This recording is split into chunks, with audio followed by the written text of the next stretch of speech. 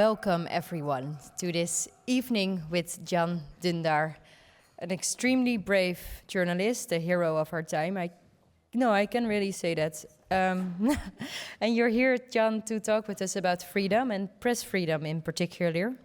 And maybe you have already noticed I'm going to be very rude and call it a house of glass, an artwork standing outside our door when you walked into the Balie.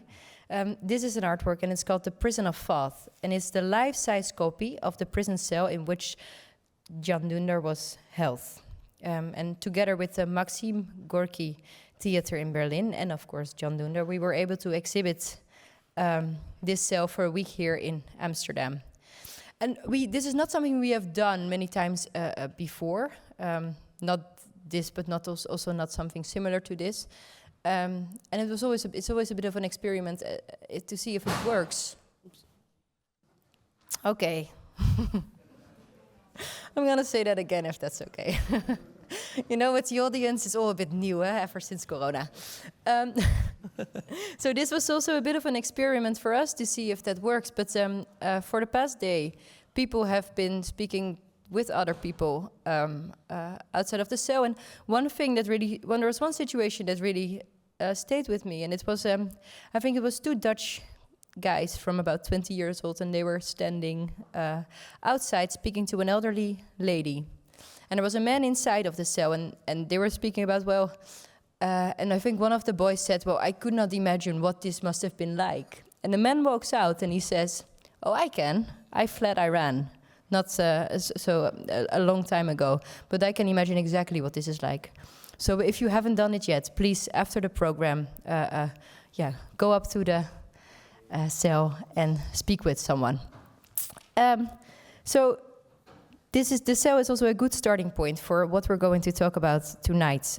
We will speak with Can Dündar about his experience in Turkey and Germany and extend the conversation with Yeşim Candan and research journalist Koen van de Ven and columnist Yeşim, of course.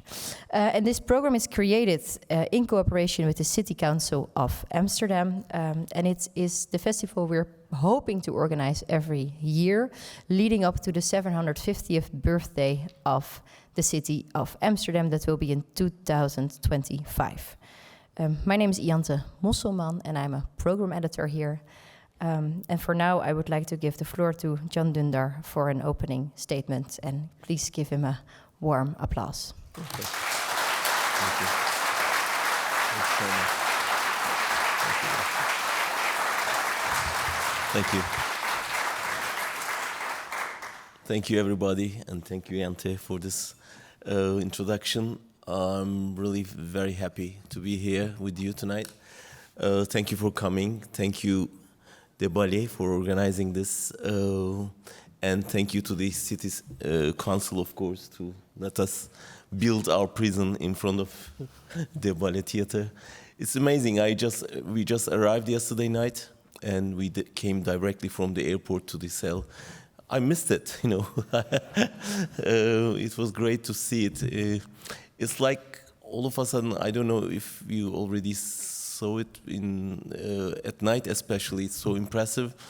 It's like a spacecraft landed on the most crowded center of the city, and I really observed people walking around, looking at it, getting in, etc.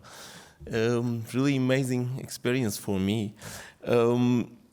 So this place used to be. They told me that this place used to be a court, right? Mm-hmm. And the prison was next to it. So we felt at home here. Turks love prison cells and courthouses.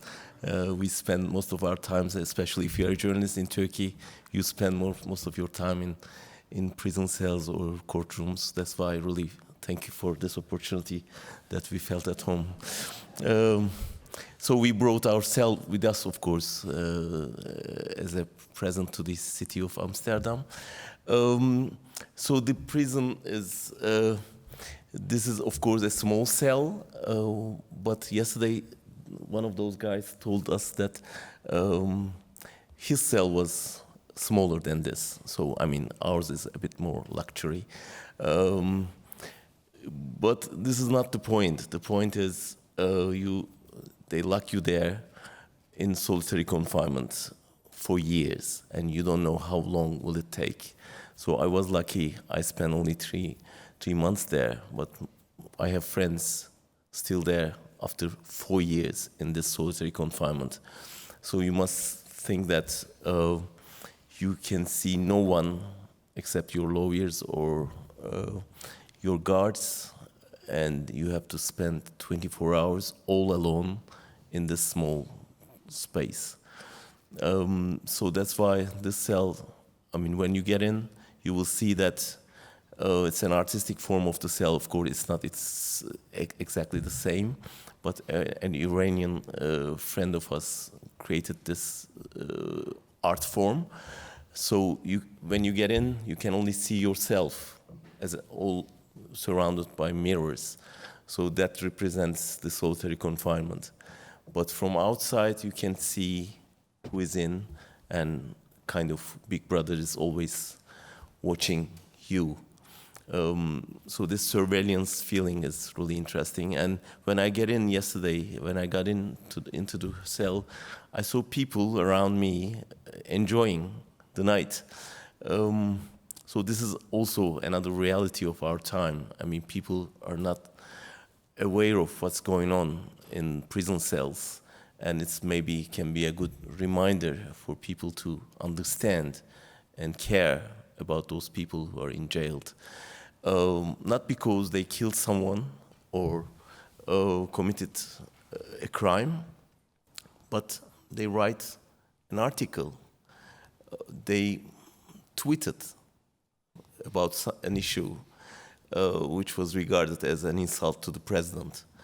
So we have academics, politicians, journalists, writers, lawyers in jail. So that's the difference. Otherwise, I mean, of course, many people are jailed in every place in the world, but Turkey has become the biggest jail for journalists for years now. And we have something like 65 journalists in jail at the moment. And they are really brave people. I'm not, but they are, because imagine yourself, you are an editor in a paper or a writer writing a novel, and you know that if you use this word, if you make this headline, or you put this picture in your paper, you will be jailed, and for years. And will you be brave enough to do it, to publish it, to write this sentence, to tweet this word, or take this picture and distribute? So the consequence will be very tough. And there are really many people brave enough to take this risk, and they're in prison, unfortunately. So that's the only reason I've been doing this campaign, and to promote the human rights issues. And unfortunately, I talked to some young people yesterday, and of course for them and many of the people, democracy is normal. Say they're born in a democracy, and of course they take it for granted. Human rights is not an issue here. But when you saw someone, a journalist, who killed last July here, I'm sure many people understood the importance of defending the truth, and how important it is, and how risky, how dangerous to defend the truth in our life, in our time. Even in Amsterdam, a couple of meters away, a journalist was shot, and so nowhere is secure in the world at the moment for a journalist who's searching for truth. So we have, for example, the third biggest party's leader, Selahattin Demirtas, is in jail for 4 years now, more than 4 years now. A businessman, Osman Kavala, is also in this cell without seeing a judge. Imagine someone 4 years in jail, under arrest, without seeing a judge. So I just want to make you aware of this situation in Turkey, and of course it's not only Turkey, but especially in Turkey, unfortunately, Turkey is trying to be a part of Europe, and now we are so far away from Europe, and those people are still representing the other Turkey, who wants to be wants to live in a democratic country, respectable to the human rights and press freedom, in a secular country. And this fight, unfortunately, is really so tough nowadays. I mean, it's a tug of war between the Islamists, political Islamists in the country, against the secular democratic forces. And I'm glad that I'm here today as a free man, telling you about the other Turkey and how this struggle is important for all of us, not only for Turkish Kurdish people, but also for Europe. And because if we lost this game, we lost this war, believe me, I mean, it won't be something good for Europe, and you will have another Islamist regime at the border of Europe. So that's why we need this solidarity. We need this support from not from the governments, but from societies, from people, and from institutions like the Balie. That's why this meeting was so important, and this invitation was especially so important for us. To I get it as a support, as a solidarity invitation with the political prisoners in Turkey. So we'll be touring with our cell all over Europe, and we want to show people that there are brave journalists, writers, politicians, lawyers, academics in Turkey, putting their lives in risk just to defend democracy, human rights, equality of men and women, secularism, not for their own interest, but for the interest of their country and the humanity. Thank you for listening, and we'll go on with the questions. Thank you. Thanks so much.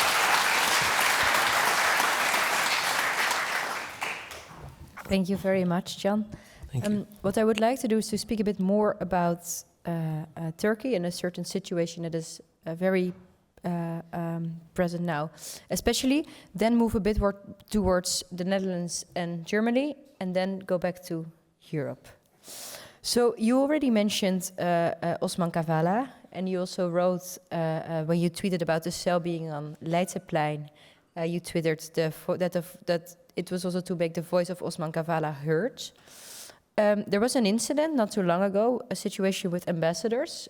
Yeah. I was going to ask you to tell me about it. Okay, great. Thank you so much. Really, I would love to talk about it because yes, it's amazing. Osman is a friend of me, and he's a brave,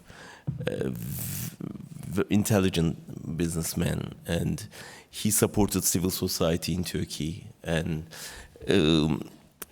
he's been paying the price of it. And Erdoğan sees him as the representative of Western world, Western mentality, Western capital, and he called him as Turkish Soros. So that's why Erdoğan thought he manipulated, fabricated the Gezi-protests 5 years ago, 6 years ago in Turkey. Oh no, more than that, 8 already. So that's why he is a captive in the hands of Erdoğan. So he refuses to let him go. So after 2 years of imprisonment, the European Court of Human Rights decided for his release, and they said that already, I mean, after 2 years of imprisonment, they said you cannot keep this guy in prison anymore if you want to stay in the European Council. And you have to immediately release him. And of course, Turkish government, Erdoğan is a clever guy, so he decided to release him. And at that night, everybody was waiting for his release in front of the prison. And at the door, at the gate, they said, sorry, you have another file, so we have to arrest you again. And he went back to his cell after 2 years of imprisonment, and now he's been living in this cell for 4 years. And again, European Court of Human Rights still working to get him out, and almost impossible now. And then the 10 ambassadors, for the first time in our history, American ambassador, Holland, Canadian, German, French, all came together and said, you cannot do this. You have to release this man. And Erdoğan got furious, and he said, you cannot do this, and I will declare you all as persona non grata. That means we will kick you all out of Turkey. Wow. We were really impressed. Imagine. In fact, he was bluffing, knowing that European governments need him. So, but he knows very well the European mentality, how it works, and what they are capable of. And we were waiting, of course, if he kicked them all out, that means the end of the relation between Europe and Turkey. But I mean, most of the business of Turkey economy is very much depending on the Western world. So it was almost impossible for him. So this bluffing was really shocked the country, and he was kind of cornered because of this announcement. And then Turkish diplomats met with the Western partners, and they found a solution to the crisis, because the crisis was big. And the solution was the American ambassador tweeted just one sentence, and the sentence was, we, the ambassadors, are respectable to the Vienna Convention's 41st article. Nobody understood anything. So the article was about if the foreign diplomats have the right to intervene the internal affairs of any country. So they are not. So they cannot intervene the internal affairs of the countries. But this is human rights. So there's no internal affair when it comes to human rights issues. It's a torture. They've been torturing him for 4 years. So Erdoğan, of course, clever enough to declare it as a victory, because, I mean, the Western ambassadors confessed that they intervened Turkey's internal politics. So they stepped back, and he declared himself as the hero. And What did you think when you first read this? I said, yeah, they stepped back. I mean, the Western... and I brought you... What did you think of that? Yeah, I brought you this is the tweet of Dutch ambassador in Ankara. What is it? And she's saying that, yeah, I mean, we confirm that we are respectable to the 41st article of Vienna Agreement. So when you read it in Turkish, you can easily say that, okay, I mean, Erdoğan won this war. But in English, it's something else. It's saying that we are not intervening your internal politics, because it's not internal politics. It's human rights issues. So they solved it in a very diplomatic way. But for Osman Kavala, nothing's changed. And, No. And Erdoğan is more powerful than yesterday, Yes. today, thanks to this. So instead of making a statement for this man, they made it worse, would you say? I mean, how come Holland, Dutch government or ambassador can, tweet something like this, Yes. knowing that it would help Erdoğan to, get out of this corner and keep Kavala another 2 years. So really, it was so disappointing. You asked the question why? What do you think? Why? The reason is Erdoğan has been keeping the refugees as hostages for years now, for the last 5 or 6 years. First the Syrians, now the Afghans. Turkey is keeping more than 3 million refugees in Turkey. And especially starting from the German government, many Europeans begging Erdoğan to shut down the borders and don't send the refugees to Europe. And they've been paying for this. I know. And begging for him, and they've been keeping a close eye to the human rights abuses in Turkey. So it's a good deal. They're paying for him, and he's happy that there's no criticism from Europe anymore. So everyone is happy, except us. Yeah. And imagine, you never know, Mark Rutte, our Prime Minister, or our Minister of Foreign Affairs, Ben Knapen, sitting on their couch, watching something on the internet, accidentally going to the website of the Balie and stumbling upon this program. What would you say? Because they're, of course, the ambassador is one person, but they're, of course, responsible for this policy and for the way the Netherlands is dealing with this. What would you say to them? You are sacrificing your values for your interests. Don't do that. Don't give Erdoğan this chance of staying more years in power, and stand still with the democratic forces of Turkey instead of this brutal regime. We are sitting in front of an artwork. Oh yeah. Another one. And it's called To Yield to a Dictator's Might, or you could say maybe also to yield to a... Is Erdogan a dictator, would you say? He wants to be a dictator. He is not at the moment, in my view, because there are really a huge resistance in Turkey. There's a huge woman movement, for example. Youth are, resisting. Somehow, the academics are still resisting, and there's an alliance in the opposition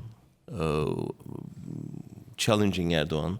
So I don't think that they would let Turkey turn into a dictatorship. Yeah.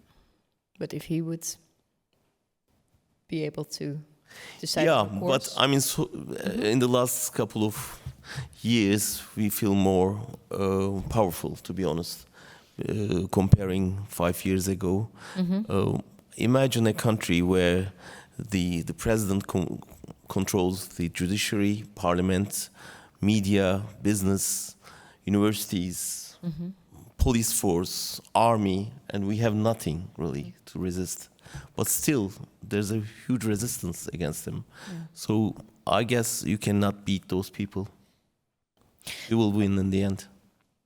I'm very happy to hear you say that. And the work is done by artist Sarah van Sonsbeek in cooperation with my colleague Merlijn Geurts. And the phrase is, it's the poem, it's the 3 phrases that were written after the Second World War. And of course it's about the light that fades out. Is that what you would say, that the Netherlands is doing this? Yielding for dictators or a tyrant's might?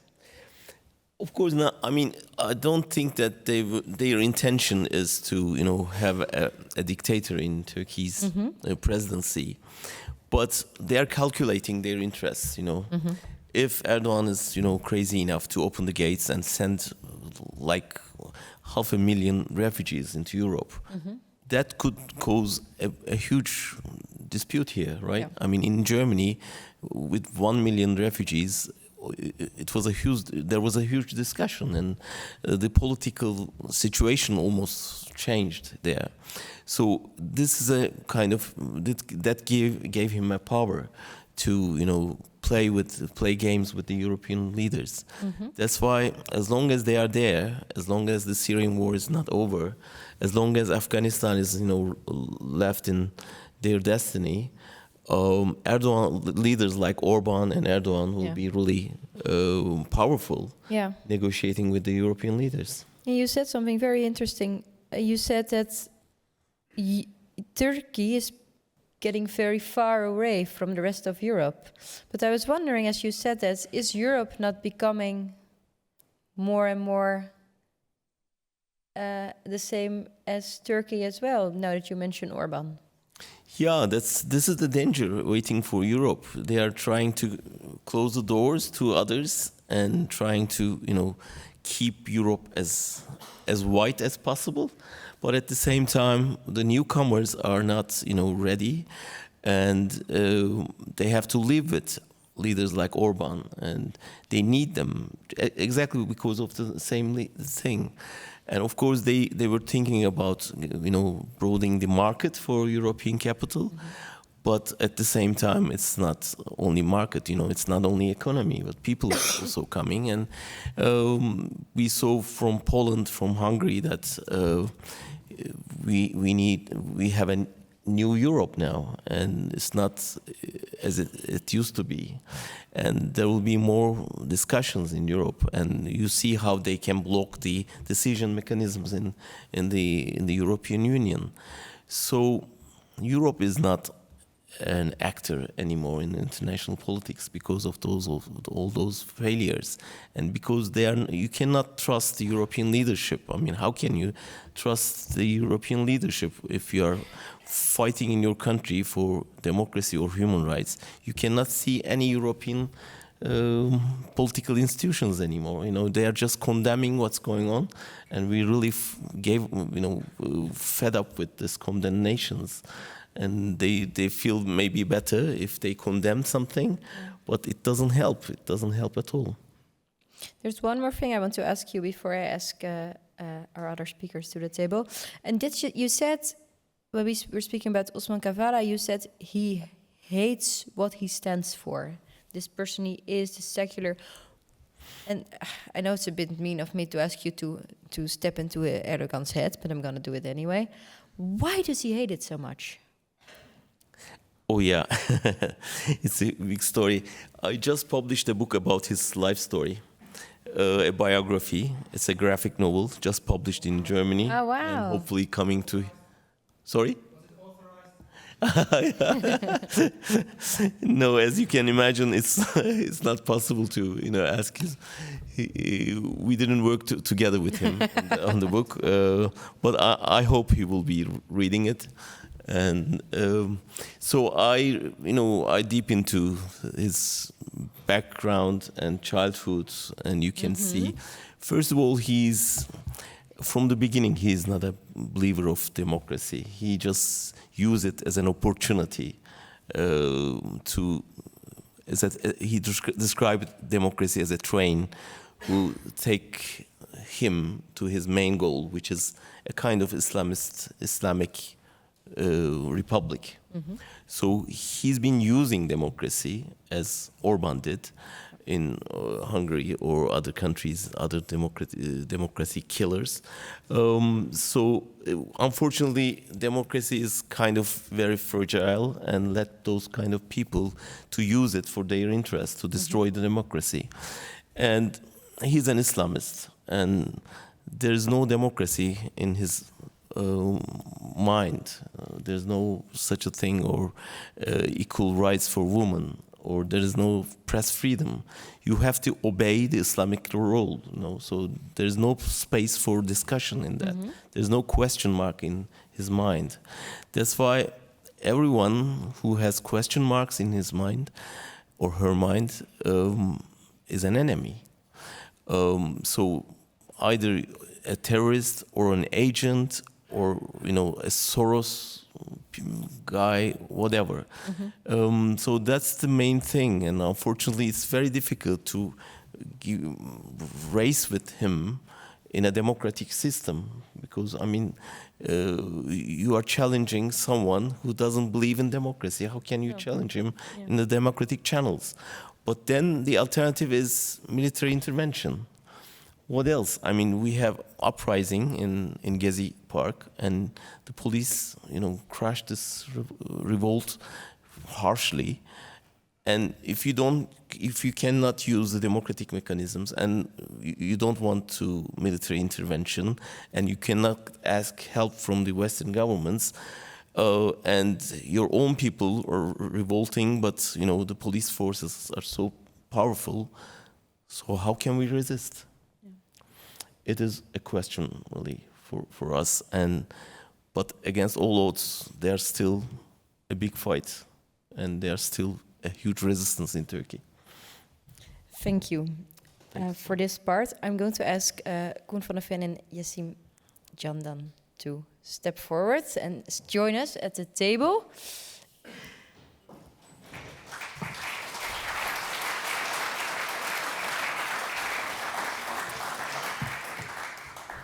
Yassim Candan is a RTL News columnist and NPO radio host. And Koen van der Ven is a research journalist for the Groene Amsterdammer. Thank you both for being here tonight with us. Thank you for the invitation. I want to start and speak a little bit about also what Turkish Dutch citizens and especially journalists experience here with pressure from outside. And you living in Germany, you have, of course, also experienced this. And Koen, I'm going to start with you, because you and your colleagues wrote a piece about self-censorship amongst Dutch-Turkish journalists out of the fear not being able to enter Turkey anymore or getting arrested once they go there. Can you explain what happens and how that happens? Yes, I can do that, and I'd like to invite both of you to correct me, because you've experienced it yourself. What we did at the Groene Amsterdammer, because of the Groene Amsterdammer, we've done lots of research into how hate, ideology, conspiracy theories travel online, how it influences our debate. So that's sort of where we come from. And we've done many topics: anti-Semitism, fascism, corona conspiracies, MH17 conspiracy. I can name a lot of isms: fascism, sexism, racism. And while researching a story about what happens to our female politicians, the level of sexism and hate they experience, we stumbled upon another specific topic that only happened to, let's say, politicians from Turkish origin. And I remember very well at our editorial floor, we said very quickly, okay, let's take this out of this story, and we should make this a topic on its own. Forgive me the long introduction, but I think it's necessary. Okay, great. Okay. So that's, and I'd like to emphasize that as well. I didn't do this alone. I did it together with Rashid and Carlijn and colleagues from another editorial floor in the Netherlands. And what we did two things. We interviewed lots of prominent Dutch people with a Turkish background, specifically about this, about what happens to you when you write about Turkey and religion. And religion, and yes, it's all set. It's about Turkish history, Turkish government, religion. There's this whole set, and what more or less to all of them the same happened. Lots of hate through different channels. I think you can dive into that later. Quite a difficult role for a very problematic role for the Dutch, for the Turkish embassies here in the Netherlands. Yeah. Who were the politicians? Sorry? Can you name the two politicians? Yes, I think yes, I can name them because their cases are well known. Sini Özdeal is well known. Dilan Yeşilgöz, our current deputy minister. You have to think about them, for example. But it also happens to journalists, columnists. I think Yassim can tell more about that. Yep. But I think that to come to the topic of censorship is what was central in this piece is, when do you decide to publish anyway, or to what extent do you censor yourself? And we found within all those journalists, opinion makers, politicians, within all of them we found something like a mechanism in which you, and they are all very brave, so let's be clear about it, but there's always, it's inevitable that you start considering, maybe I shouldn't publish.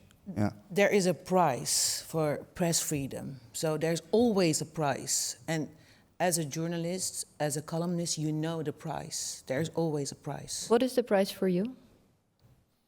Well, actually, the price is like if you publish something really sensitive, it's a big challenge because you will face hate. You will face people who are threatening you. So, and that's the price. The price is like hate, and the price is like people who are like targeting you. And the target is, but I don't want to interrupt you, so finish your story. No, but I think this is great because this is. No, there is a price because this is what we I will did. tell. Yes, go There's on. an example. I was in Turkey, and I heard about a halal beach, and I was like, "Wow, there is a halal beach. I want to go there." So I just phoned RTL News and I said, "Oh, that's a great story. Shall I go there and make an article?" They said, "Let's go." So I went there to this beach. But first of all, they said, no. We don't allow people from outside. But I said, trust me. So I was undercover. So I said, but I really want to know how the beach is because my family wants really to go to this beach. I want to check it out. So I went to this beach, and which was really interesting because it was a totally different community. And I wrote about it. And the minute I published this article, because it was named Undercover at the Halal Beach, I was targeted by a Turkish website in the Netherlands. Actually, those guys are not journalists at all. No. They are just angry Turkish men. And so they just linked my name with the PKK. And I said, okay, wow.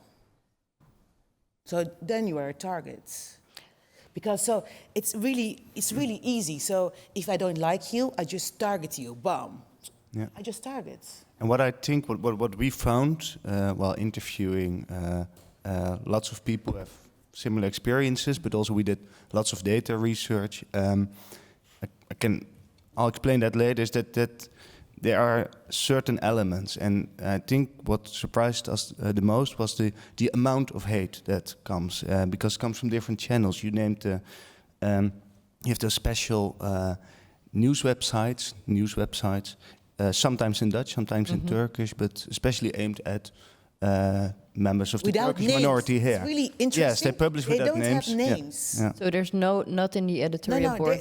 there is not a name at all. It's like they are just like a robots, invisible. They don't have the editorial board online? No, there is. It's really interesting though. But so that's the way they... And tomorrow, it's a challenging article we will publish again, of course. My middle name is Challenge. And it's about the ambassadors. So, yeah. So you're going to experience it again, maybe. Yeah. But you told me you're having sincere doubts on whether or not to publish this.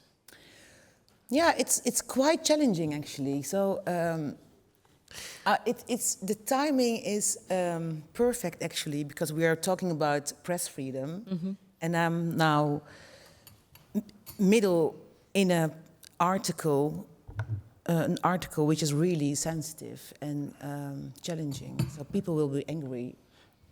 Are you gonna publish it anyway? Yeah, I'm gonna publish it. Yeah. For sure. So let's have a zip. If I may add one thing, because this is something that I learned myself while doing the research. Because now we are discussing one part, the part that happens here within Dutch society on social media, through phone calls, through lots of channels. But there's also the side, and I think that's a very important thing again that I learned is the Turkish state in this. The risk, if I may, that you might run is when you go back. That's the moment you get maybe really scary. You should maybe correct me or not, but this is what we heard during all the interviews, that a lot of people, of course, because they are here in a Dutch media climate where, of course, they experience disproportional amount of hate. But going back for a family visit, for funerals, for holidays, I couldn't fun, go to the funeral of my uncle. There you go. Yeah. So, but the thing is, it's a fact that we have to deal with those people. So the thing is, what's the solution? So I think I'm asking the Dutch politicians actually. I believe, and I also said it to you, we talked about it, we need like a kind of a punishment. If you threaten a journalist or if you threaten an artist or whoever, we need a punishment. It's insane that I can't write my articles. It's insane. So I will write my articles. It's like saying to a musician, don't sing anymore. No, I will write what's to be written. So Is it the same in Germany? Yeah, of course, it's the same, and you cannot punish the robots, and most of them are robots. As you're right, I mean, because the government is, paying a lot for it. They are feeding a troll army, and you're fighting with this troll army. So you get up, and the shitstorm starts, and all day long, all week long, month long, you're facing with this storm.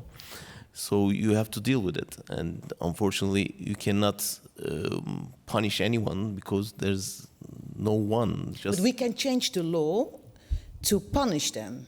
So, I mean, everything is possible, and maybe there are Dutch politicians who are right now just watching. I met with a Dutch politician last time. Last time you were here. 4 years ago, they invited me to the parliament, and I met one of them. Many of them, but one of them had a discussion with me, and he talked to me about the issue. Because of it, I went to prison, and it was a Turkish intelligence services armed trade with the Islamist jihadists in Syria. And I told there that if revealing the dirty secrets of the government is a crime, I'm a criminal. I made this crime. And this parliamentarian released a video cutting the last piece of it and saying that I'm a criminal, and tweeted it. It's from the Denk party, I assume. Yeah. So you can. Yeah. We can say his name. It's Tunahan Kuzu. Yeah. So he is the Dutch parliamentarian, and he didn't. I mean, how can you defend yourself? And because he just cut this piece, and he confessed that he's a criminal. What did that do for? What happened after he did that? Can you tell me? Many people believe that. I confessed that I'm a criminal. So I mean, there's such a big polarization in the country and outside the country that if you're a follower of Erdoğan, you trust everything they say. If you are not, against him, you don't give a shit. Sorry, and so nobody believes in him. So this is unfortunately, we couldn't get out of it, this polarization, and many people really believe that. What really fascinated me, and I think the dynamic must be similar in Germany, is while we were looking into this, is to draw a line between where is the sort of central coordination and where is the sort of spontaneous behavior by just Dutch citizens.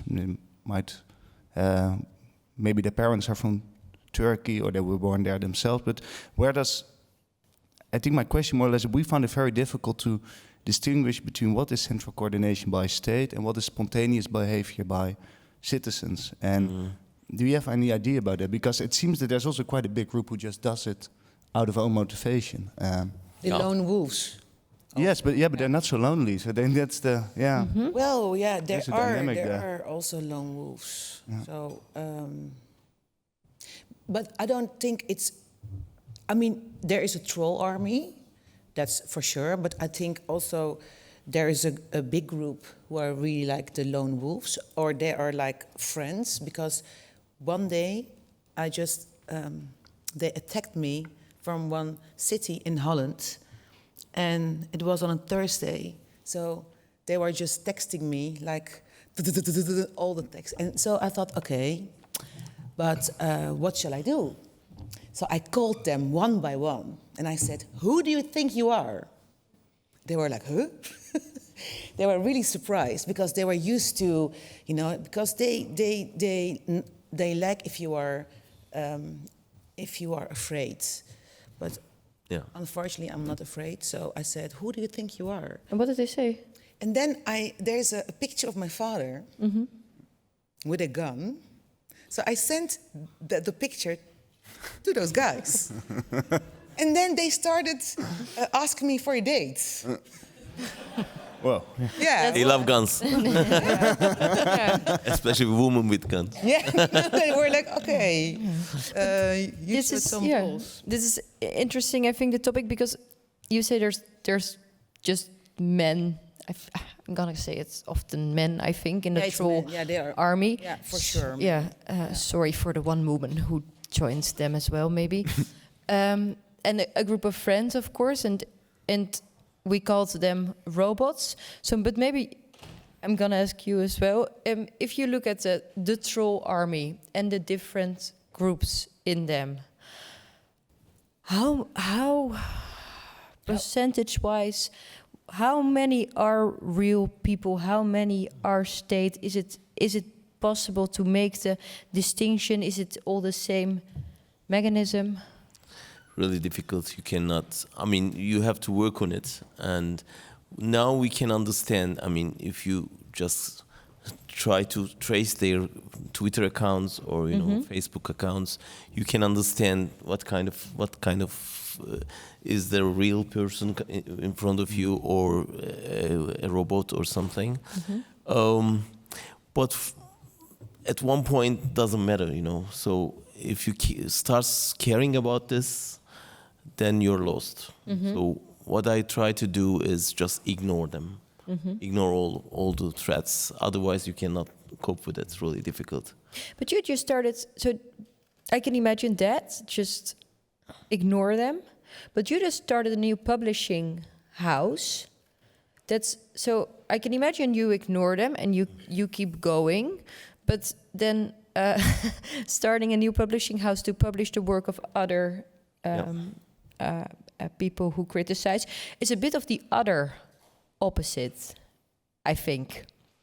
So is there never, and I'm going to ask you as well, is there never a moment where you think, okay, I'm just going to lay low for a while? No, not a moment, I'm afraid. And my wife is really concerned about that. She's been trying to stop me sometimes, but because she had difficulty to protect me nowadays. No, because I mean, once you are in it, you are in a fight, in a big war, so you cannot stop. But it's not only a fight, but there's also a mission. There is a mission. Yeah. Unfortunately, yeah. I mean, we were journalists and we turned into warriors, unfortunately, and this is not our choice. This was not our choice, and we found ourselves in a position to defend our rights, So, for many Western journalists, it's not so familiar. So, especially in Germany, they are so distant to that kind of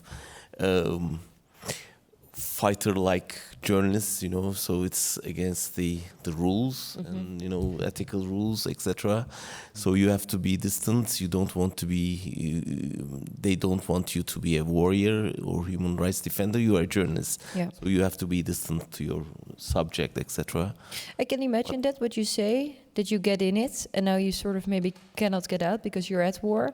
But then I'm going to ask you, of course, everything has well, for you, I think maybe it's not a starting point or a direct starting point, but you published a set of articles that were about the involvement, if I'm saying it wrong, please correct me, of the son of Erdoğan in the war in Syria. And if you would think now about publishing that, because I think that was a crucial moment in your career, would you do it again? Of course, yeah, of course. You have no doubt. Not at all, not in a moment.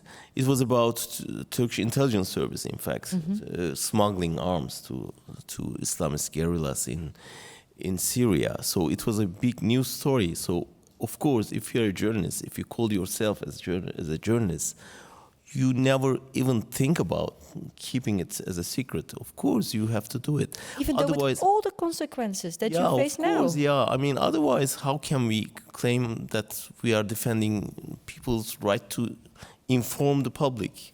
So this is our mission. That's why we are here. That's why we have chosen this profession. So this is not only, giving the news to the people, the news that only government allowed us to give. So of course we have to criticize the government even if we are facing with the most brutal government in the world. So that's why we are here, and that's why we this is our really truly mission. And not only journalism, as you mentioned, we just started a new publishing house now, because there are many writers who doesn't allow the government don't allow them to publish their books in Turkey. So there are a lot of banned books, burned books, censored books. So we decided to publish it in Germany and distribute it via social media, as a PDF file, etc., for free. So I mean, this is the way we cope with the pressure. Yeah. So we need really brave people to defend democracy, and it's not, unfortunately, democracy is not something you have it. You have democracy is something you so fight. I have you a have to question fight for you. So you are talking about telling the truth as a journalist, but what do you think that Sedat Peker, he also revealed a lot of things. It was not his mission, but he did. But what do you think it will happen to him? I mean, he doesn't. For the So people we have who to don't explain know, who Sedat Peker is. sorry. Yeah. Oh yeah, of He's course. so famous in Turkey, but I don't think that. Not everyone in Holland will know him. Yeah, that's true. He's not a journalist. He's actually like the Don Corleone of Turkey. Yeah, he's a mafia leader, famous Yeah. mafia leader. So he's so popular nowadays. There's a huge dispute about this in Turkey going on. Of course, I mean, imagine 5 years ago when I was in prison, he wrote an article saying that I should be killed.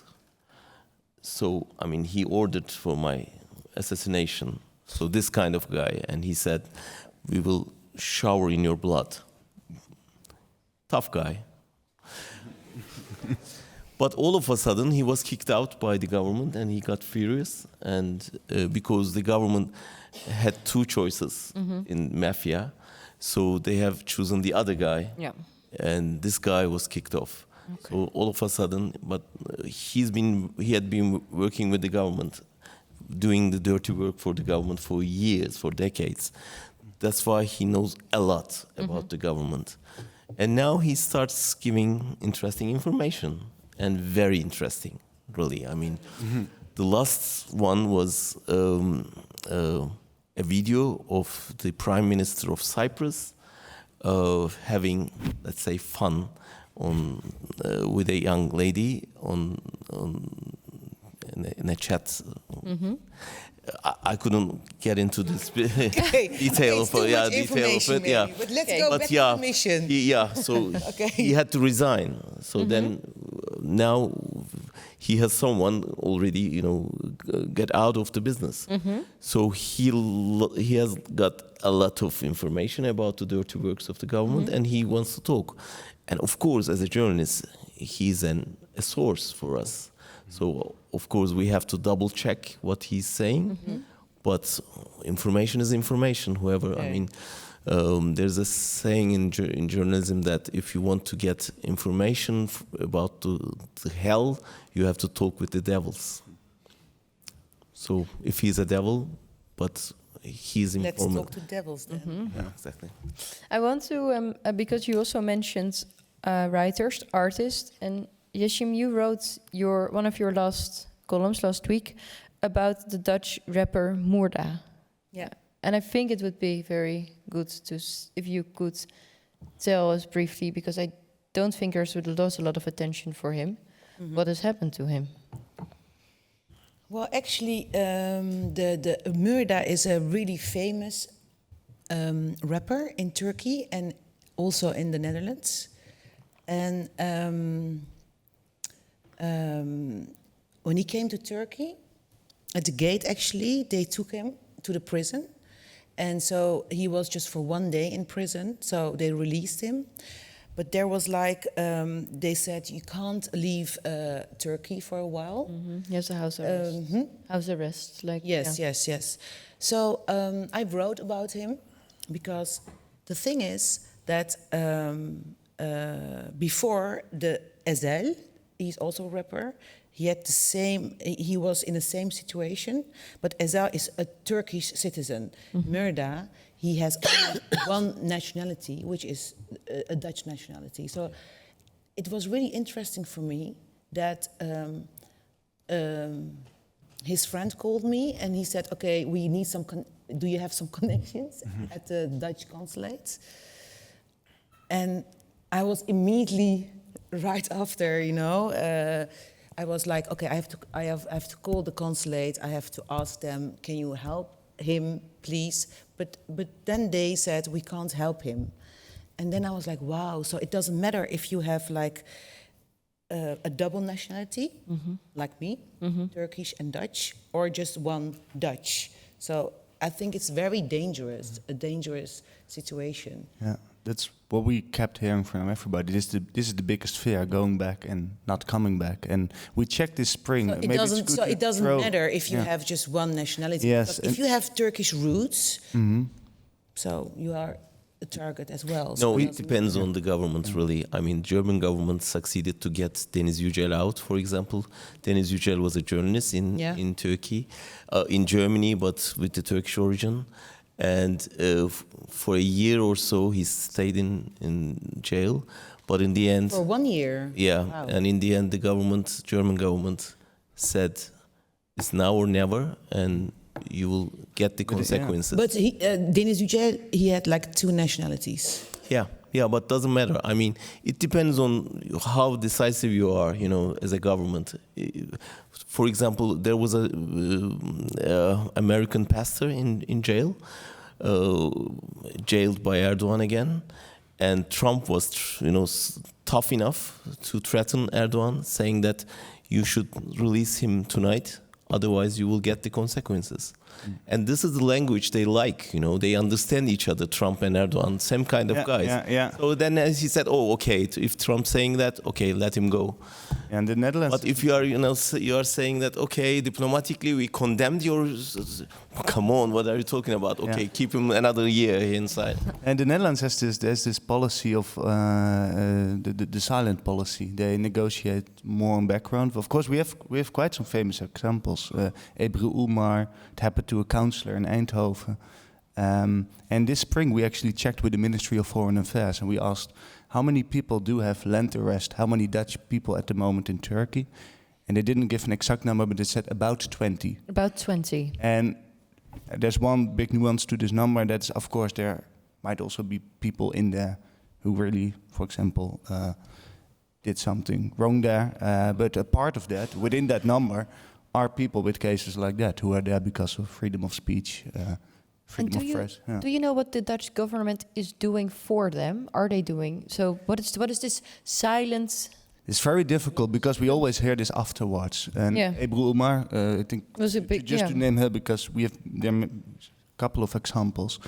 Apparently, there quite a lot happened. She herself says that was also due to the fact that I'm known and famous and I had the connections. And but it all happened silently. So it's a different strategy. Yeah. It's the same with... No, but Ebru Umar, there wasn't a silent diplomacy, not at all. No, later not. But in the No, beginning. no, there was not. It was immediately, it was action. So I can. It was not silence. I mean, what happened to Murda, that was silence. Yes, that was total silence. But also There was like, oh, come on. I mean, raise your voice. It's so, and I think I was really disappointed in the Dutch politician because not one person mentioned his name. Not one person protected him because he is, in the end, a Dutch citizen from Amsterdam. So I was really, really disappointed. So I hope it won't happen to me because they will be very silent. Come on. Well, there's a difference, of course, between the two cases of Murda and Ebru Umar. But we could maybe say that the Dutch government is not as vocal as Trump. Yeah. I think that's Well, actually, the point. It's the style of diplomacy. No. I mean, the Dutch politicians, they really showed they were, the last couple of weeks, they were like pussy. It was a pussy strategy. I mean, come on. You have to protect your people, and they didn't at all. And before we're going to speak a little bit longer, and I am going to ask the audience to ask some questions, and I want to speak a bit more about what should happen in Europe to, solve this problem. This is not going to be solved, but what could be possible things that help. I would like to ask Handan Tufan to step forward. She is a journalist, and she's been in the Netherlands for 3 years. Thank you, Handan, for joining us. And she fled Turkey, but she's going to tell us about that herself. And Hanna, you have to tell me also and us what we are going to look at while you're talking. Yeah, thank you very much. And warm welcome everybody. And thanks the Balie for this great evening. And yeah, no problem. Oh, later. Yeah. Yeah, tonight I'm here to speak about my story and to speak about freedom. But of course it is not easy for me because I'm from Turkey, I belong Kurdish folk, and I'm a feminist journalist. If these things come together, you cannot think a quiet life in Turkey. Maybe you can imagine.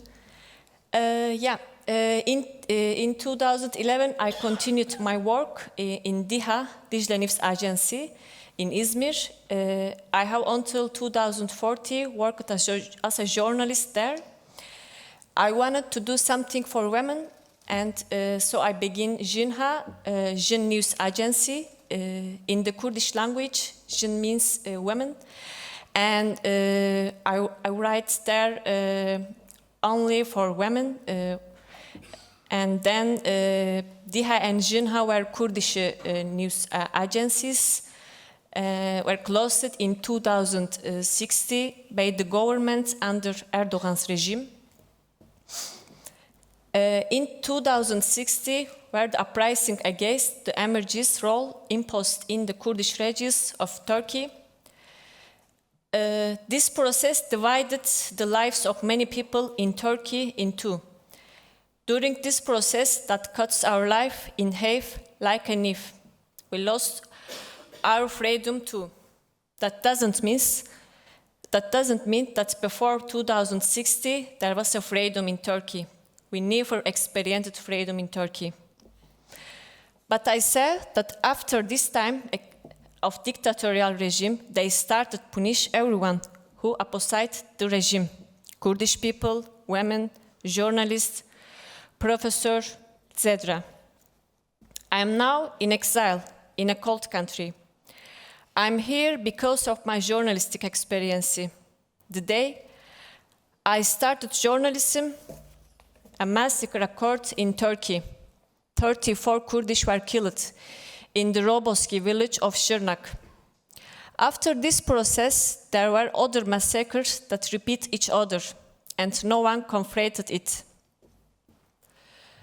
If I think over my past, I had very special time and very difficult time. It was very special because I was voice of minority, I was voice of women, I was voice of my folk. I think that gave me strength for 6 years, and it also gave me strength I feel today. So, why is it difficult? I think it's not easy to make an interview with a woman who has experience about incest, or it was easy to speak a mother who lost her daughter or son. The news that I met, the people that I spoke, and the story that I heard, they are always in my heart. Although the cost of doing them is heavy, I feel honored that I was able to tell their stories. I grew up in Diyarbakir, which is famous for Kurdish residents. I saw corpses on the street. I saw people after torture who don't have nails anymore. I met with people and didn't know that it was going to be the last time that I would see them again. I would just never hear from them again. They just disappeared. I asked myself, which roles are valued there? I thought a lot about it. They are valued barbarism role. I saw the barbaric role in the Gezi-protest, Roboski, in the basements of Cizre, Sur, İdil, Şırnak, Slopi, and Nusaybin. For 2 years, I worked in Kurdish city when the war began again. The heavy of smell of dead bodies in the basements is still with me. The pain of a mother whose child has died, and the Kurdish man with a Schmil's health. I don't know where to start and what to tell. Hundreds of journalists are in prison today or writing similar news. Many journalists are in exile for similar reasons. So, what is the freedom? Freedom is right true. Freedom is speaking out against dictatorialship, is to believe, is to be strong, is always able to smile. I want to say the late sentence with Hannah Arendt.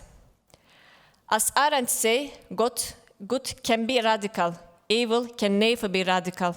It can only be extreme.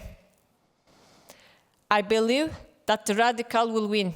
I believe it with all my heart. Thank you very much.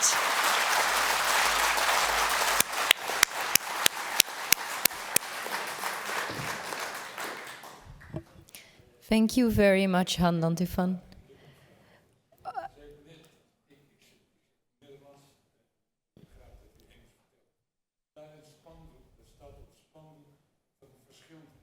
Ja.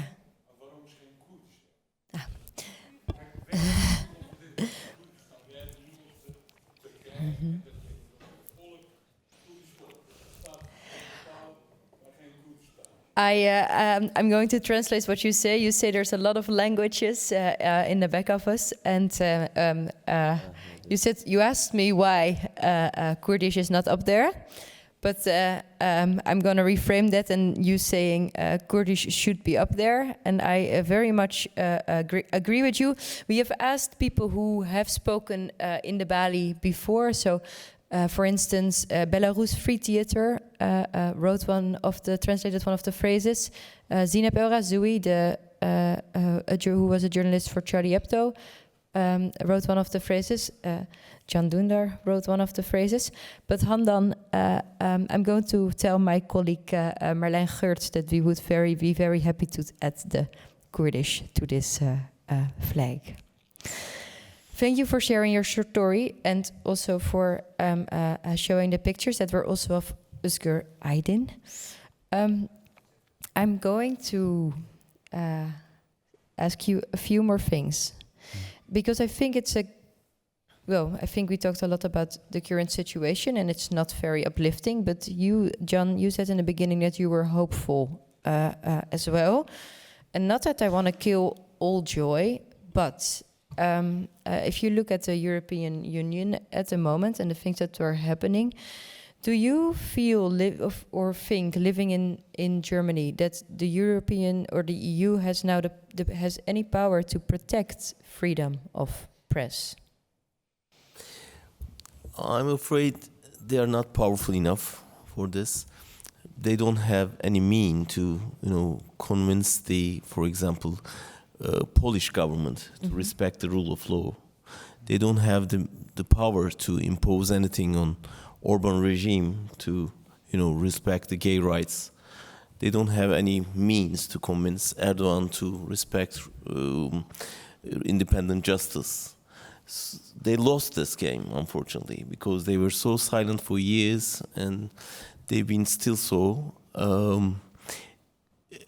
And unfortunately, the rule of the rules of the game has changed. So they don't know the new rules of this game, because Trump had another language, and China has another approach, and Russia, Putin has another power game. That's why, and Europe is still trying to use the old rules to play this game, but it's not valid anymore. So we need a new approach to the world politics. It doesn't work anymore, With China, with Russia, with Trump, with Poland, with Hungary, Turkey, you cannot deal with it. So they are not prepared. It's an old continent, and they don't have a role anymore. So I guess they are aware of it, of course. And with the newcomers like Poland and Hungary, they cannot decide on anything at all because of this voting mechanisms, and they cannot decide for anything. They can for example, Orban can cancel the whole meeting with a decision, and they cannot move on. That's why they can't move on, because their politics is based on fear. Exactly. The whole world is, world politics is based on fear. Look especially Orban, of course. Yeah. But your question about about the European Union and the press freedom. Well, if there is anything that you... Well, I think what we need is like a union. A strong European Union of journalism, and who can protect the press freedom. So we need one. I think what's really difficult here, and something that you pointed towards, is the fact, and this goes for many geopolitical topics, is the fact that if you there's not the authority anymore in terms of power, but also not the moral authority. If you want to speak out on a more European level, you need to agree on those values. And you just mentioned that Europe is in debate with itself at the moment about what those values should be, to what extent they should be enforced in countries like Poland and Hungary. And of course, when it comes to the migrant crisis, there's one point to make about power politics there, but there's also a point to make there about moral authority. Yeah. I think it has become increasingly difficult to lecture the world on values if you are in a quite tense debate about what those values are. But we also spoke about, of course, well, I can imagine that being difficult, but if I try to make it a bit smaller, one of the things that you research extensively is also the working of algorithms, and we just spoke about it, the online hate and the threat and the censorship that it brings for people. That is something that we hardly do something about to change the way that the troll army or the algorithms work. That should be something that could be done. I really agree, and that's again, I think, defining what values should be in the public debate, because what do you think they should be? Yes, and I'm going to give example. I try to be as concrete as possible, but for example, our public debate, the way it is now, has been a very long process. If we think about what the public debate is today, we think about John Stuart Mill, a clash of ideas, a competition between an intellectual competition. What we see now, if we translate this to the online sphere, is how do those values hold up? For example, we have freedom of expression, but does a robot, a bot, also have freedom of expression, freedom of speech? It's a very interesting idea. Do I have the right to freedom of speech? Yes, but do I have the right to a microphone and to expand myself in, for example, hundreds of voices? Do you understand this? That it's if I would compare it to sitting here in a room, if somebody likes to stand up now and say something, they can do it. But are you also allowed to stand up, multiply yourself in hundreds and do that? And the problem now, and that relates to a power question, is that all these decisions are, of course, in Silicon Valley. And what you can or should do on the European level is define what are the rules. What are the rules in a debate? This is a debating hall. You can use this as a metaphor. What are the rules here? There are rules here. And there you go. There are rules here, and we've clearly already understood some of them. And if somebody trespasses, we can enforce that. And we should think we have not thought about what those rules should be in the online sphere yet. Or actually, there are people thinking about it, but those people are multinationals, and there's only a handful of them. So there's also not the power yet to change them. I see you nodding. Yeah, I mean, how can we cope with it? It's an important question. To be honest, I don't trust the governments to do something about this. But I trust more the civil organizations. So, for example, I can give you an example. There's a website called Forbidden Stories. So this website, different journalists coming from different backgrounds and different countries come together, and they are working on the stories forbidden in their own country. So 50 journalists working on the same. I mean, if a journalist was punished in Azerbaijan, they come together and follow up his or her story. That's an amazing thing, you know. For the first time in human history, using the global, infrastructure now, we are communicating with each other and working on the same story. Imagine WikiLeaks or, this Pegasus story, etc. So this is something new, and now we can come together and work together with the support of some organizations like Reporters Without Borders or PEN, etc. So for the first time, globally, we are together and fight back. And we are not only in defense, but at the same time, we are attacking. And thanks to this, I mean, you see the consequences of Pegasus papers, you know. So this is the hope I have. So that we can, this is only journalism, but trade unions doing something else, and women organizations have been doing something else together. And now we are facing with a global attack towards our rights and freedoms, and we can only fight back globally. And thanks God, now we have a global power now. You sound really optimistic. Thank you so much. Yeah. Yes, and for you, because my code name is Pollyanna. We spoke a bit about you and publishing and the thoughts you have and the hesitations. What would you want or hope from the Dutch government that would make it for you easier not to have these maybe second thoughts sometimes, to be able to get rid of them? Yeah, I think more balls. I want more balls, yeah. Like actually our mayor, Femke Halsma, she just called me and she said, I really want you to write your articles. I want you to do your job. So how can I help you? And at that point, I felt really safe and I felt really good. And so what I expect is to create a safe space for the freedom of speech, because I want to write my articles like I'm using my freedom, and sometimes you are just like, okay, yes or no, let's give it a go or no go. So you are like constantly in a dilemma, like today. So, and then ask my friends like, what would you do? But anyway, but most of the time I just choose for the freedom of speech.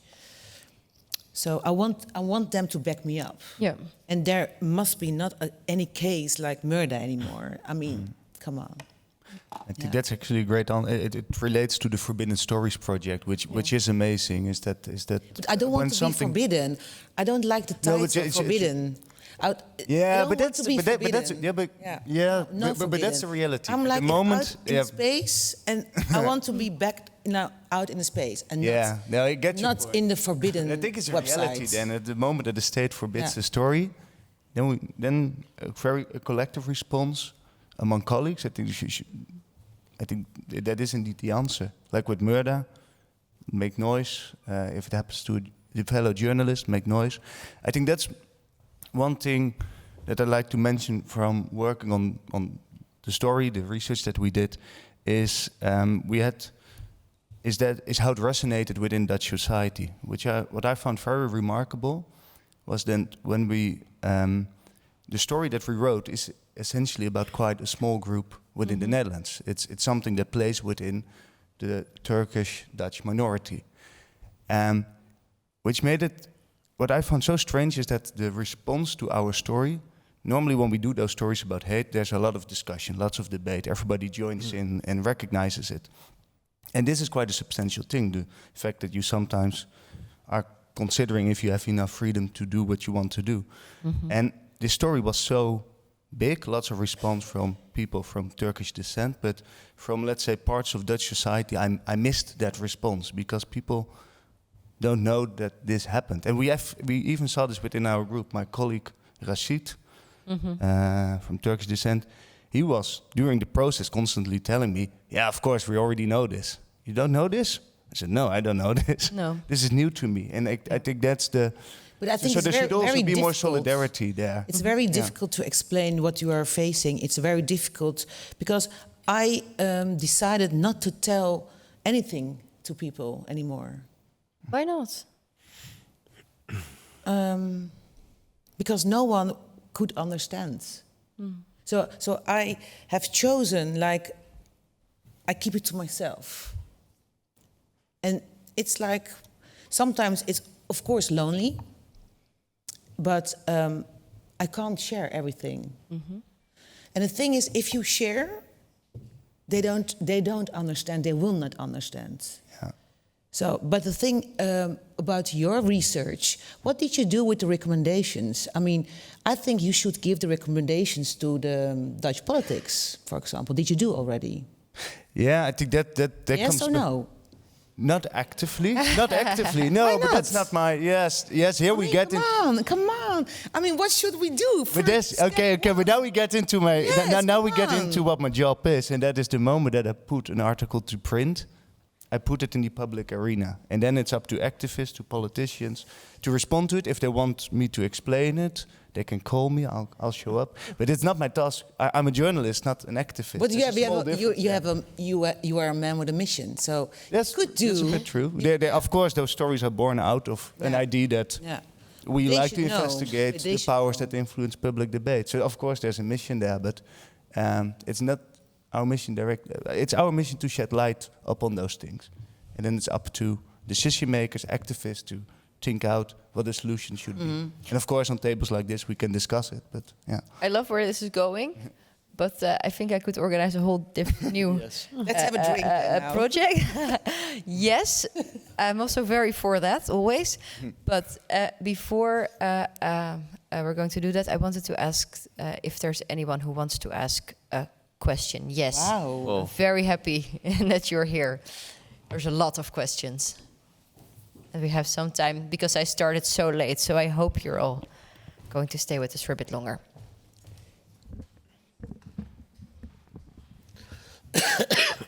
I think here in the front I saw about 4-ish. Yes, please, please. Hi, my name is Ella, also a journalist. I have a question for Can, but also for Yeşim, if that's okay. Of course. Hello, Mr. Hello. Dündar, I should say. Welcome. I was wondering, the amazing Handan Tufan, she just said there's never been freedom in Turkey. And I was wondering, do you agree with her, or do you think, have you ever experienced it when you were younger, a student, or did you experience freedom in Turkey at all? And for Yeşim, I would like to know, like you just said, I don't really talk about it with anybody else. Is that also maybe because you fear that people will say, well, stop writing, we're worried about you? Like, yeah. Thank you so much. I've never experienced a full freedom in Turkey. Never. I mean, I've been in this business for more than 40 years now.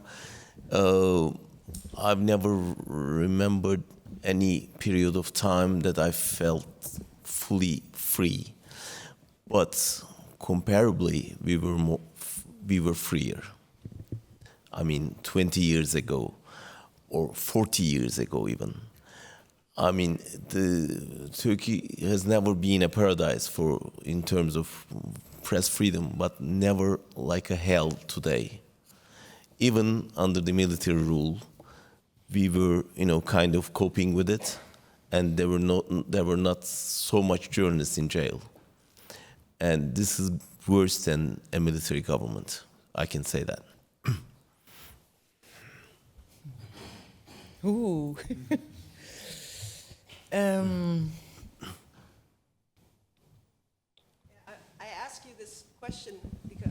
ask her this question because I experienced that myself when I was young, and I told my parents I want to become a journalist. They were like, no, So I can imagine you're a woman as well, Turkish. Is that something that's also on your mind sometimes? Yeah. Could be. That I'm afraid that people will tell me to stop, yeah. Because, yeah. And it's really sad, actually, yeah. So that's why I decided not to tell anything to no one. Yeah, true, yeah.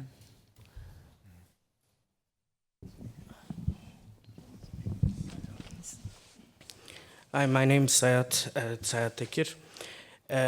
Nice to meet you again, Can Dündar, and thank you for the whole the people.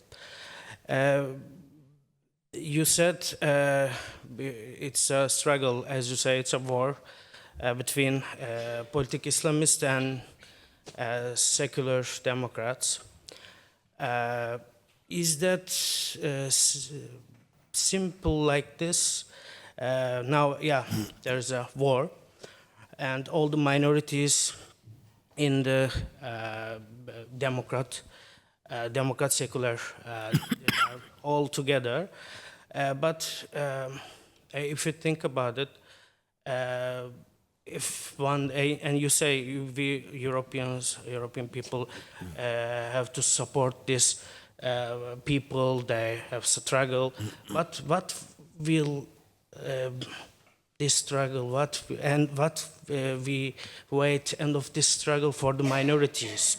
We talk about this issue 10 years before on your program on Canlı Gast on NTV, and 10 years later we are in Amsterdam, we are talking the same topic. In 10 years before there was, everybody talk about Turkish democracy. Now everybody talk about Turkish dictatorship. And what do you think? These secular Democrats, they understand Armenians, they understand Kurds or Alevis, they understand their fears or their lives. Someone will change. Thank you. Well, if we were living in 100 years ago, Ottomans were discussing the same thing. What Europeans can do for the Ottoman minorities. So it's quite an old issue. And not easy to solve, unfortunately. But I mean, of course, it's a kind of simplification, putting the issue as a fight between the modern and traditional forces of Turkey. But it explains something. I guess all the minorities, most of them, almost all of them, are in the side of democratic forces, in my view, because the democracy would mean freedom, a space for freedom for them, you know. So, of course, they are with Armenians, Kurds, Greeks, all, you know, supportive for the democratic forces of Turkey, because we are asking the same thing: a democratic, free Turkey.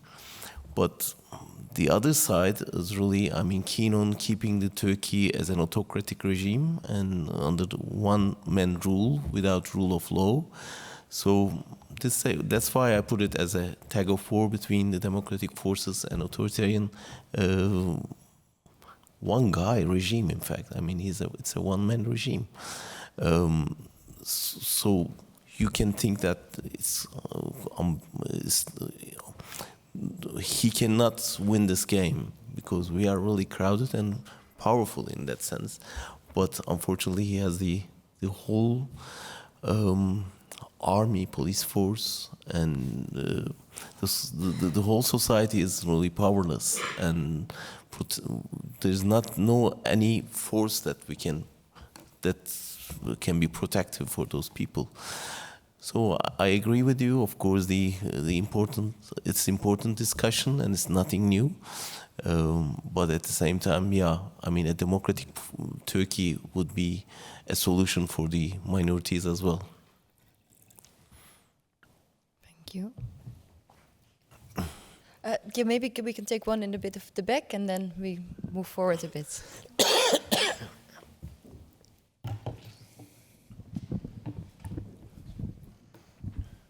Hi. The focus has been on Turkey. I was just curious, Mr. Dündar, what's your views on the United States? There, I think there might be even an opposite problem. There's an abundance of journalism going on. There's freedom of speech and all kinds of things. All good, I guess. But the country is an inch away from sliding into an autocracy. So how do you look at that? Thank you. You're right. I mean, we have a panel on Saturday, I guess. We will have, we'll be meeting with colleagues from Iran. From Iran, a Dutch Iranian, or an Iranian Dutch, whatever. Yeah. A Moroccan Dutch, a woman, and a Dutch Uyghur. Yeah, normally we should have had an American journalist with us. So it's not only our problem now, because normally we used to have panels like together with someone from Iran, Iraq, Turkey. But what about journalists from the United States? They are under attack, and they were under attack at least from a crazy guy. So now they understood better, I guess, what we have been living through. So it's a global problem. That's what I'm telling. You know, it's not only poor journalists in Turkey issue. It's an issue for all the world. And I mean, you cannot imagine a journalist killed in the streets of Amsterdam, right? So that shows us the threat. How big is the threat? And same in many countries, unfortunately. I mean, so United States is a very good example of how the democracy is fragile. I mean, how fragile the democracy is, even in the United States. So I guess our colleagues in the United States learned a lot from this period of time during Trump administration, but they were really. They were like fighters, freedom fighters. They turned into freedom fighters. I've never read anything like, I mean, in New York Times, in Washington Post, we are not used to read that kind of articles fighting with the government And if you watch CNN, it's normally in the Western standards, you cannot allow that kind of conversations from news guys. And then all of a sudden they turn into freedom fighters, which is good. I mean, that's the way it is. Unfortunately, we have to be activists at the same time. There's no escape from it. You have to defend your rights. Otherwise, you will lose them. Thank you. Oh, there's a lot of questions. I'm afraid I'm not going to do them both. I want to give the word to the woman here in the front. Okay, I'm going to try and do 4 more, but then I need you to help me and make them really short questions. Don't worry, I will not ask a question. Okay. I just want to mention that if Can Dündar was alive, he would be very happy with your invitation, uitnodiging. And of course, he would also say, "Oh, I miss Armenian also there." Thank you. Thank you. Yeah. I think this is going to be a live... thank you. I think my colleague got herself a lifelong project, and I think that's a very, very good thing. So I will tell her. Thank you. Yes, another question, and then I will go, to that side.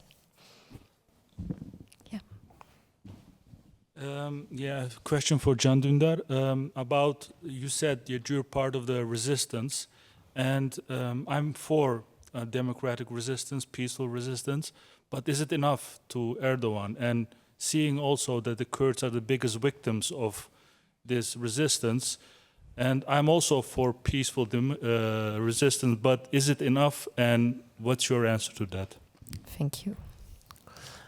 I mean, imagine Istanbul has been under his control for 25 years.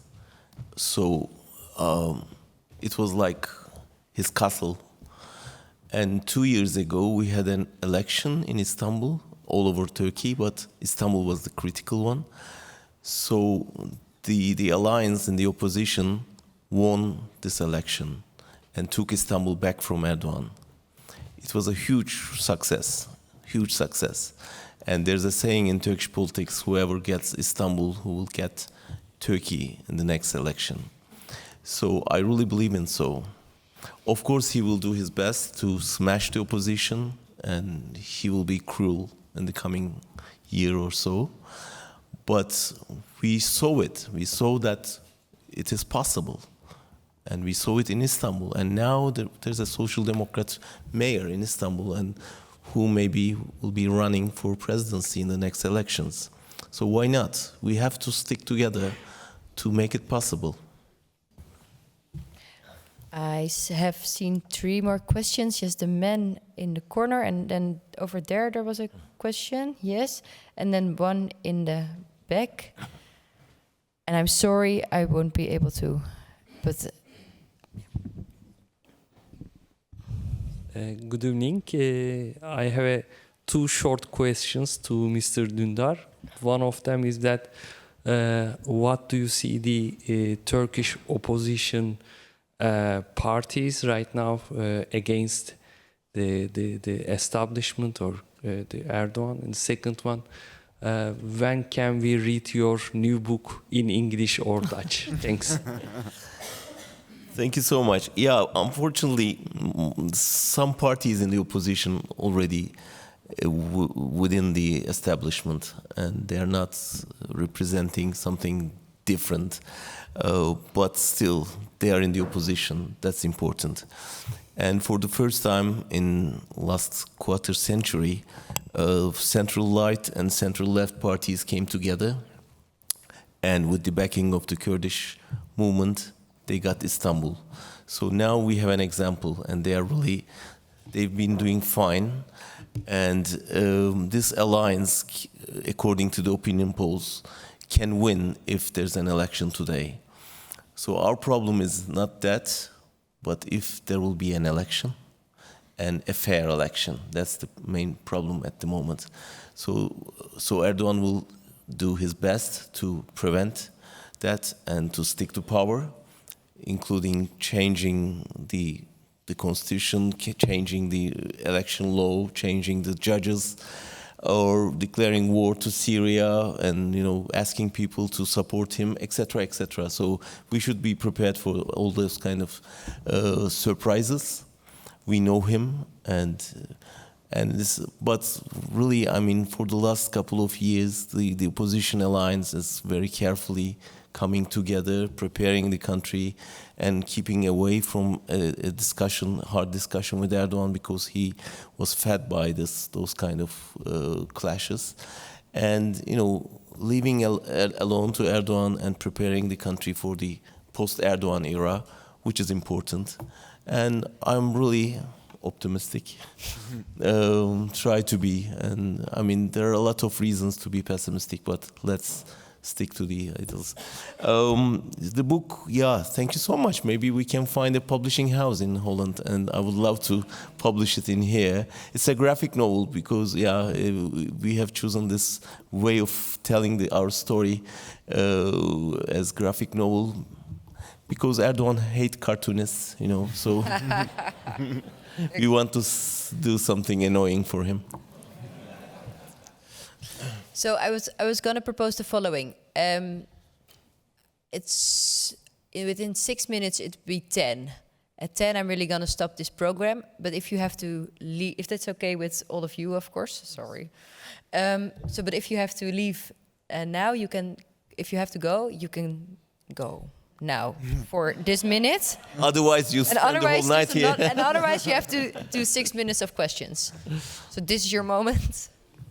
Oh, I'm so happy with you guys. Yes, there's a lot more questions, and we're going to do as many as we can in the resting 5.5 minutes.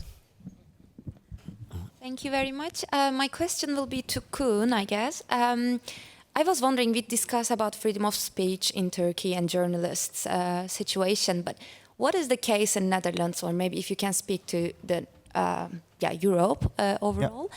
Because I can't imagine that it's full freedom of speech here as well. Like there's always a thin line, especially regarding the political writings, etc. Is that maybe you sometimes have occasionally have to self-censor yourself as well? So, or do you completely actually free? Thank you.